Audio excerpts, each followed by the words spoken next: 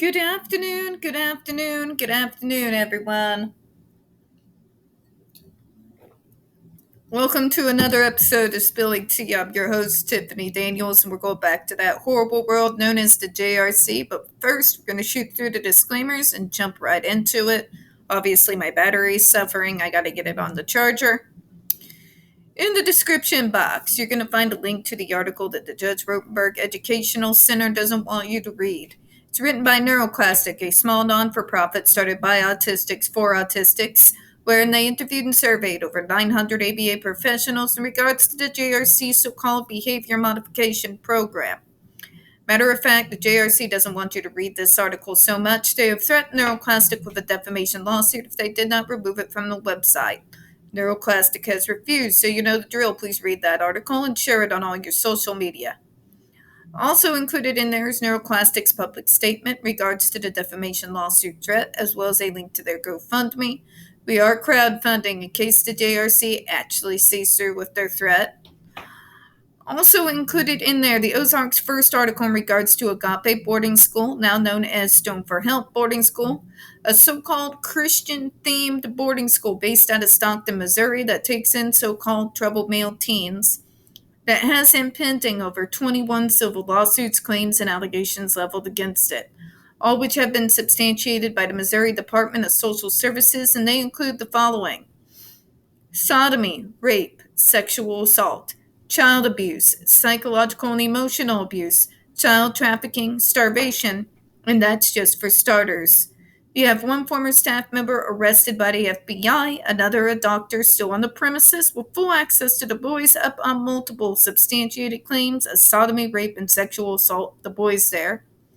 You have an attorney general too busy chasing after drag queens and trying and failing to defund public libraries to actually do his job. And you got a governor off his nuts. So please send help. Read that article. Share it on all your social media.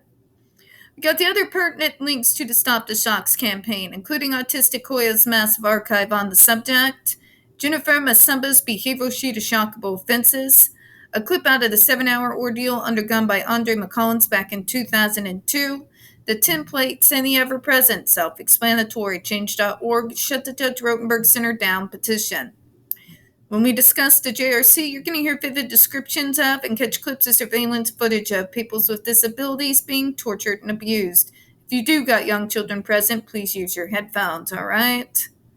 This channel is marked not for children for a reason. We use profanity on occasion and speak on dark subjects. If your child is 16 and younger and they are watching this, very obviously parental supervision is advised. Another trigger warning. The article that we have been going over is written by the New England Law Review, and it was done so during the summer of 1988. This particular student has a very strong slanted bias in the favor of the JRC. One of those individuals who believes that aversives are necessary so we can stop our violent behaviors. You're going to hear a lot of bull. You're going to hear a lot of abuse apologencia. You're going to hear from an individual who thinks it's okay that these horrible abuses are allowed to continue unchecked and that it is completely okay to take away the authority of a department to look after the physical as well as mental health of the students that they are supposed to oversee and put it in the hands of the courts or the parents. All right. Where we left off. The courts, as an arm of state, impose judgment orders under the doctrines of parens patriae, often quoting the adage, equity will speak for the one who cannot speak for himself. This is the biggest bunch of garbage that has been thrown down the pike since forever, which is why this culture that insists that everyone speaks for me, in fact, they insist the neurotypicals other people speak for them, drives me batshit insane. Okay? Even nonverbals do have the capacity, believe it or not, to be able to speak for themselves. And as I've said many times, although not in every capacity, oftentimes, behavior is a form of communication. When an autistic tells you no or indicates no in any way, shape, or form, it should probably be respected because there's a reason behind it. We're not the illogical, out of our mind creatures that places like the JRC and Autism Speaks like to make us out to be. We're actually extremely, very rigidly logic motivated. Just saying. Just saying is all. Was the argument used to justify court intervention in medical decision-making is based on the clear and present danger standard, enunciated by the Supreme Court. Therefore, a court may enter a substituted judgment order when there is a clear and present danger of harm to a citizen who the state has an obligation to protect. The fact that they use this very thing as a means to sit us into places like the JRC, whether it goes against our parents' wishes or not, is batshit insane. That is this entire law and its intent turned on its head. This law was to prevent things like what happened to Andre McCollins, what happened to Linda Cornelison and Jennifer Masamba, and thousands of other generations of autistics and otherwise neurodivergent and differently people with different disabilities. It was meant to protect us, but it is being used as a means to continue the abuse and torture and has done so for decade after decade. Insane, isn't it? The argument used to justify court intervention, and we went over that. Therefore, a court may enter a substituted judgment order when there is a clear and present danger of harm to a citizen who the state has an obligation to protect. But that's not what is being used for in Massachusetts, is it? Talk about turning a law in on its head and twisting itself into knots. Analysis of the issues, the parent's perspective, adversive therapy, an acceptable alternative. Parents of autistic children are faced with a set of behaviors that make home care a virtual impossibility. Oh, here we go. The treatment options offered are limited. All are intrusive and none are without controversy.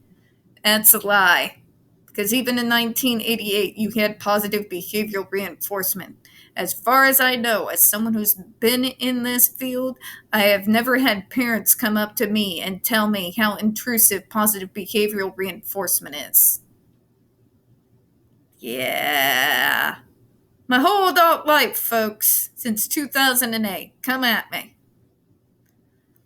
But to those parents who have not relegated their children to state care completely, the right to choose physical aversives should be their own. Excuse me.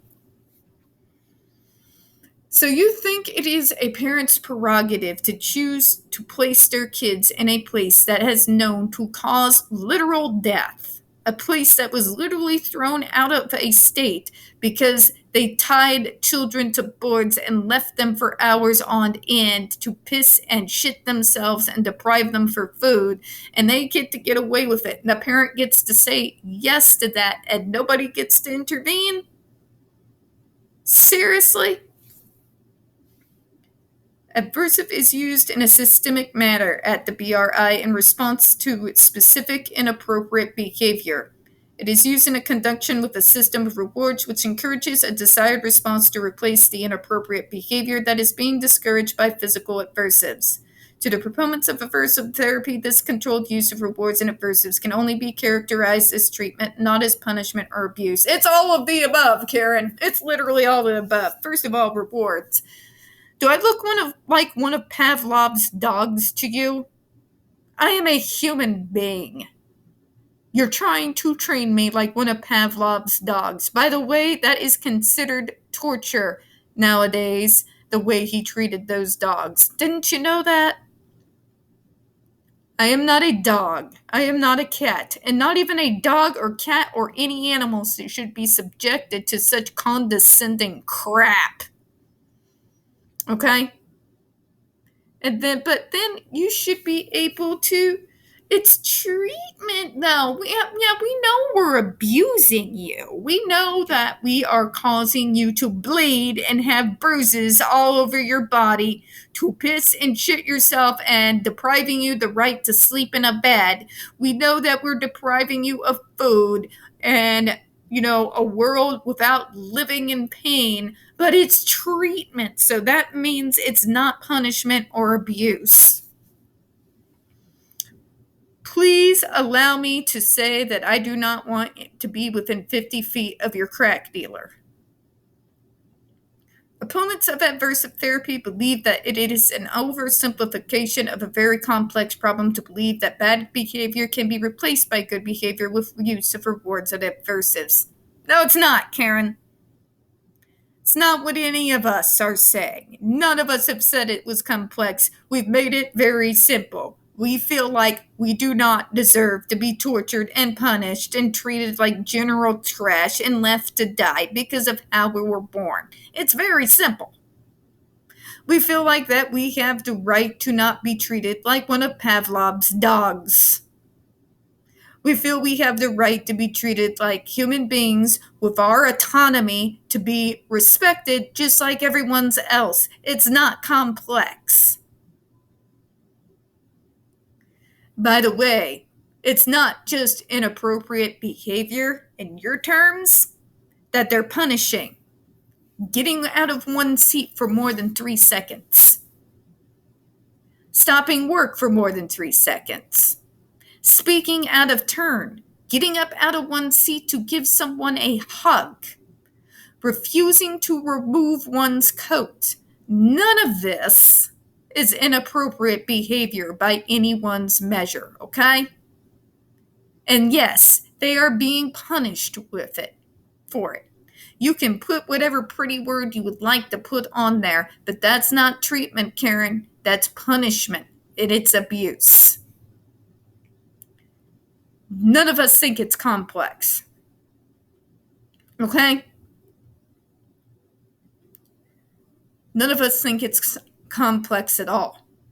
It's very simple. We believe that we have the right to treatment programs that do not treat us as anything less as the full-fledged human beings that we are.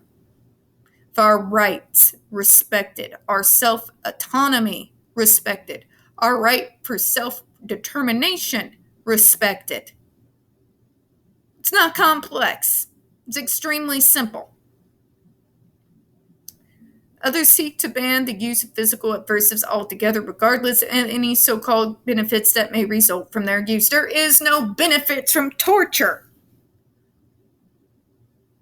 But they're better. They're not acting out anymore. They're not hurting themselves. No, the state is hurting me instead. And we believe that this is an improvement. How are people this batshit insane? Finally, there is a middle group which holds that no one treatment plan should be used at the exclusion of others. Let me make it real simple for you. So even this poor law student can understand. I have the right to the autonomy. I have the right to be treated like a human being. I have the right to have my human rights respected and protected. I have the right to not be punished for how I was born. I have the right to not have that punishment continued because some jackass has decided to call it treatment. It's quite simple. It's really quite simple. However, it is the parents who have evaluated the behavior of their children as they receive treatment, and it should be the parents who have the right to choose among the treatments available. Wrong. But put it point blank for you. When your parents are putting you in a center that sleep deprives you, that starves you, that has staff jump you out of nowhere at weird intervals, staff that will force you to have the behavior, to punish you for the behavior, to tell you that it's wrong, that parent has no right to make any decision in regards to any child, period, and should be kept 50 feet from all children at all times. Point blank, period. Just as parents are allowed the option to let their child undergo an operation which may be still experimental in nature, parents should be allowed to submit their children to treatments which, though controversial, may change their child's behavior. Jesus Christ. Do you hear yourself? Controversial.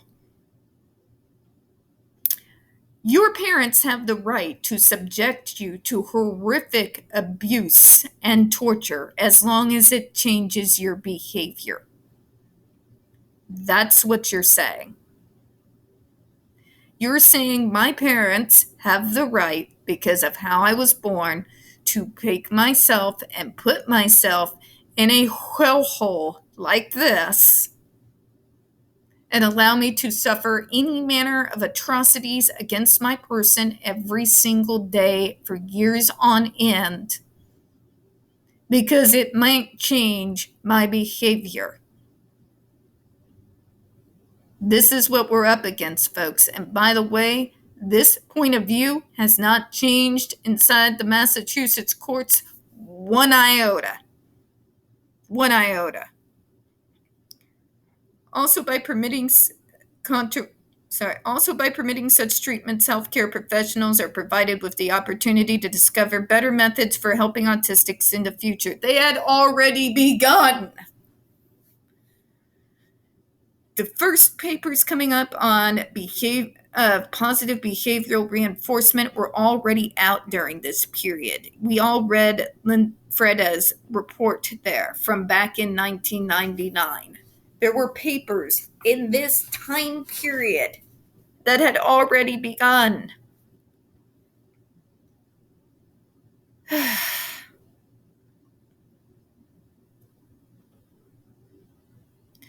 To withhold from a parent who continues to fulfill fiduciary duties owed to his or her child the basic right to provide and participate in the medical care of this child is an invasion into a private realm of family life which the state cannot enter. The argument that parents lose their right to make decisions as treatment and educational opportunities when the state helps to support the child in group homes is contrary to Supreme Court decisions. Lies!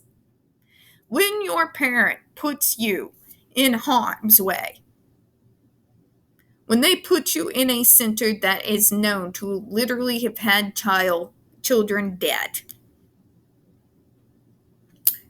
when it is fact known in this time period, not just a poor gentleman who was tied on a 4-point board face down with a noise helmet on, causing asphyxiation. When Linda Cornelison died after being administered thousands of Aversives until somebody finally figured out that she needed to go to a hospital. It's literally on the record books. And you are wanting to send your child to this school. The state has every right to intervene to protect that child from a fate that is similar to the two that I just mentioned. My parent does not have the right to send me to a place that can potentially kill me because of an accident of birth over which I have no control. That is the gist of it. This person is trying to argue that a parent should have the right to send their kids to a torture center because it's called medical treatment. And therefore, it should not ever be questioned. We might as well do with affirmative lawsuits then. Might as well do away with medical malpractice. Might as well get rid of the FDA and all the safeguards that have been put into place over the years in regards to patients' rights, because that's what you're arguing here. You are arguing that a parent has the right to send their kids to a torture center because it's called medicine. Even when that center has already at that point caused the deaths of 3 of its students. When it has already been thrown out of 2 states due to the abysmal conditions that were found by the investigators that went in and found what they got up to. Again, whoever is this person's crack dealer, remind me to not get within 50 feet of them. We're going to close out on that. We don't get very many views on this channel. The few that we do tend to get removed from time to time. So please don't forget to hit the like button, hit subscribe, and don't forget to hit the comments. I do appreciate your time. And as always, folks, we here at Spilling Tea hope you have a good one. Bye-bye, everyone.